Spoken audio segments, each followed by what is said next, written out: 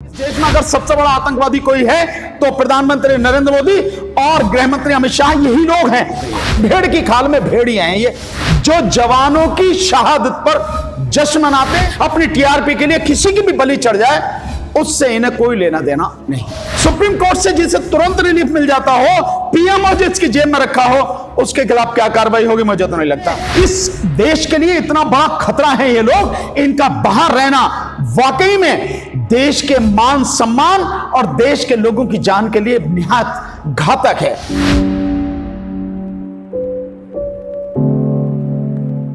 बहुत ज्यादा गंभीर मसला है।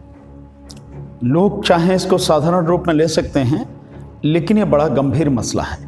और इसकी गंभीरता का एक आप उदाहरण इससे भी देख सकते हैं कि जो लोग कल तक बीजेपी के मंत्री, बीजेपी आरएसएस के जो लोग, जो जिस समय इसको अर्नब को गिरफ्तार किया था, उस दौरान इसके पक्ष में आके लगातार बयान दे रहे थे, आई सपोर्ट अर्नब गोस्वामी, ये लोकतंत्र पर हमला है, पत्रकारिता पर हमला है और ऐसा हम होने नहीं देंगे, ये नहीं होने देंगे।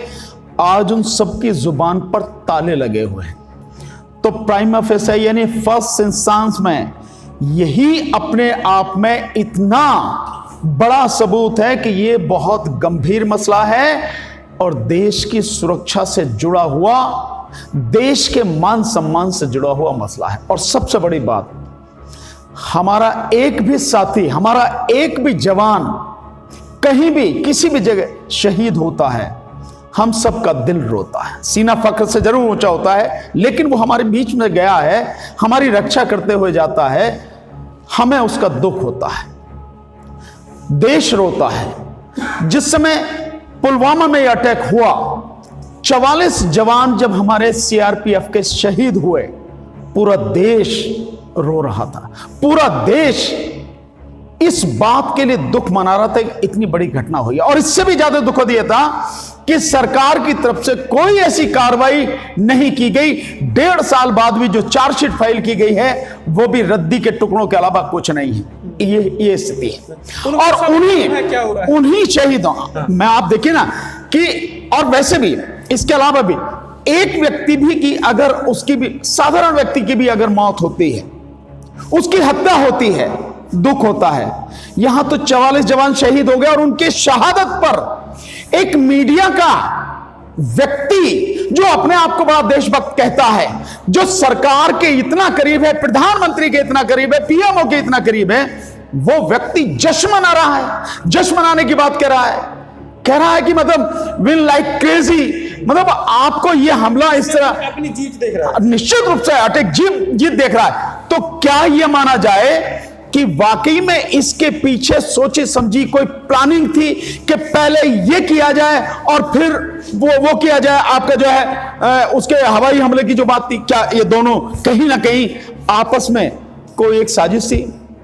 मुझे तो आज ये लगता है कि पुलवामा अटैक जो 14 फरवरी 2019 को हुआ और उसके बाद में 3-4 दिन बाद ही मैंने ये बात कही थी कि ये सब कुछ बीजेपी ने सोची समझी साजिश के तहत किया है। ये बीजेपी द्वारा कराया गया हमला है ताकि इलेक्शन में उसको जो है इसका लाभ मिल सके।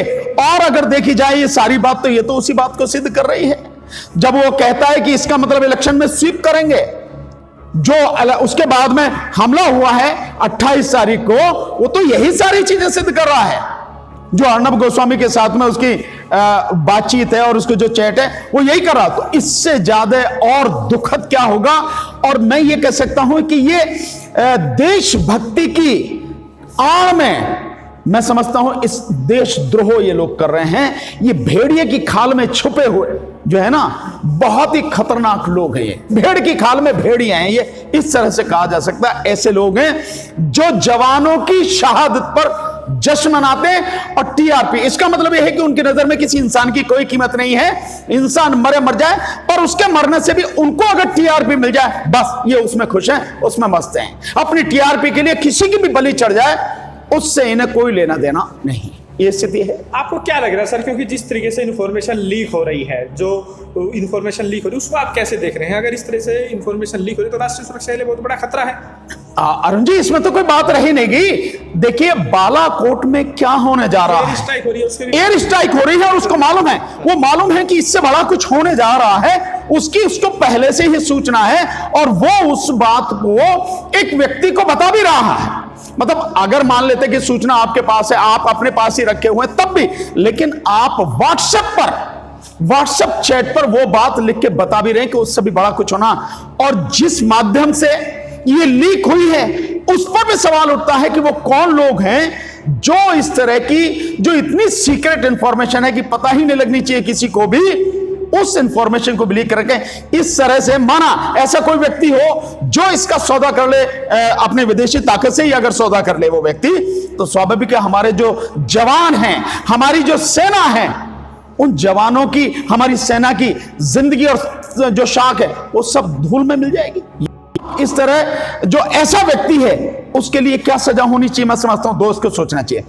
एक बात मैं थोड़ा सा यहां आपको याद दिला, अगर यही बात, यही चैट किसी मुस्लिम समाज के पत्रकार की होती या किसी क्रिश्चियन समाज के पत्रकार की होती, तो यही मेन मीडिया जो आज की तारीख में चुप बैठा है, जिसके मुंह पर ताला लगा है, यही बीजेपी आरएसएस के लोग जो बोल नहीं रहे, जिनके मुंह पे ताला लगा है, सारे के सारे जाके अब तक तो उसे मार दिए होते। कब लग रहा है जो है ना, ये किसानों के पास नोटिस भेज रहा है, उनको जो है 3 लोगों के पास नोटिस भेजना चाहिए, वो तो साफ हो गया। सीधी बात है, अर्नब गोस्वामी जैसे लोगों के खिलाफ न केवल नोटिस भेजना चाहिए, उठा के जेल में डाल के, और मैंने पहले भी कहा था कि जेल से बाहर नहीं निकलने चाहिए। ये इतने, इस देश के लिए इतना बड़ा खतरा है ये लोग, इनका बाहर रहना वाकई में देश के मान सम्मान और देश के लोगों की जान के लिए निहायत घातक है। ऐसे लोगों को पकड़ के न केवल देशद्रोह, आप देखिए कि जो किसान आंदोलन कर रहे हैं और 55 दिन आज हो रहे हैं, उनमें से किसी भी ने भी शांति व्यवस्था को भंग नहीं किया,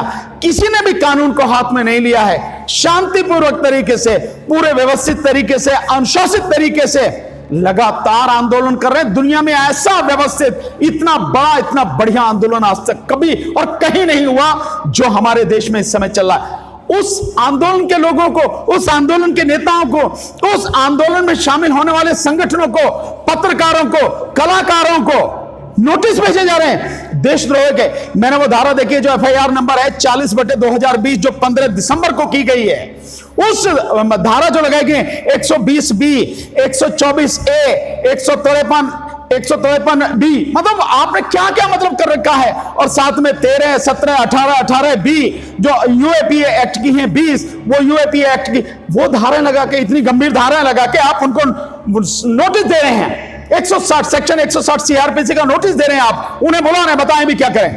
और ऐसे लोग इनके खिलाफ क्यों नहीं कार्रवाई कर रहे हैं? मैं समझता हूं इससे ज्यादा गंभीर कोई मुकदमा है आप अपने आप ही एफआईआर कर लेते हैं। क्या एनआईए को नहीं चाहिए, जिसको राष्ट्रीय सुरक्षा की जिम्मेदारी इस तरह के जो मैटर उनमें इन्वेस्टिगेशन करने की, वही एनआईए, जिस एनआईए ने जो भीमा कोरे गांव का जो मुकदमा, फर्जी मुकदमा, झूठा मुकदमा, उसमें बिल्कुल बेगुनाह लोगों को, झूठे लोगों को, 83, 84 साल के लोगों को, वरवरा राव हो, चाहे जो आपके फादर स्टेन स्वामी हो, चाहे आनंद तेल तुमड़े साहब हो, चाहे आपके जो गौतम नौलखा हो, चाहे सुदामा, ऐसे लोगों को गिरफ्तार, बेगुनाह लोगों को नहीं।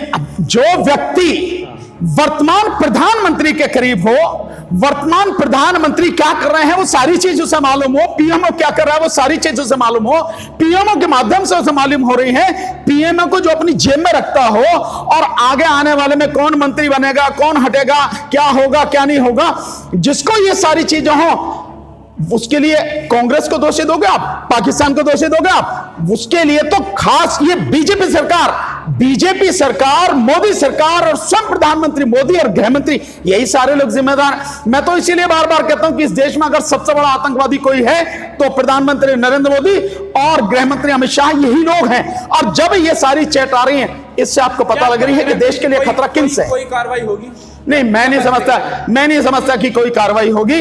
अगर कोई कार्रवाई होगी तो भैया सुप्रीम कोर्ट है, उसे बचाने के लिए उसकी बेल एप्लीकेशन तुरंत सुन ली जाएगी, चाहे एप्लीकेशन में कितनी भी खामियां हो, बेल दे दी जाएगी। उसके पास तो सब कुछ है। जो जजों को खरीदने की बात करता हो, सुप्रीम कोर्ट जिसकी जेब में रखी हो, सुप्रीम कोर्ट से जिसे तुरंत रिलीफ मिल जाता हो, पीएमओ जिसकी जेब में रखा हो, उसके खिलाफ क्या कार्रवाई होगी? मुझे तो नहीं लगता। अगर कार्रवाई होनी होती तो अब तक तो कार्रवाई हो जाती, लेकिन अभी तक कोई कार्रवाई हुई नहीं है। हां, यह अलग बात है कि महाराष्ट्र सरकार या महाराष्ट्र पुलिस जो है वो इस सारे मामले को, गंभीरता को देखते हुए मामले की वो कार्रवाई करे तो वो एक अलग बात है। मुझे नहीं लगता कि सेंट्रल गवर्नमेंट की तरफ से जो राष्ट्रवाद का जो ढिंढोरा पीटा गया, ये कौन सा राष्ट्रवाद ये है कि देश के ऊपर जो खतरा है, देश के ऊपर हमला हो गया है, उसके बाद उसको वो अपनी जीत बता रहे हैं कि इससे टीआरपी आएगी, इससे ज्यादा लोग हमें ज्यादा से ज्यादा देखेंगे। ये कौन सा राष्ट्रवाद है? सबसे बड़ा सवाल यही है। नहीं, देखिए अरुण जी, सब राष्ट्रवाद के एक अंदर, राष्ट्रवाद के लिफाफे में,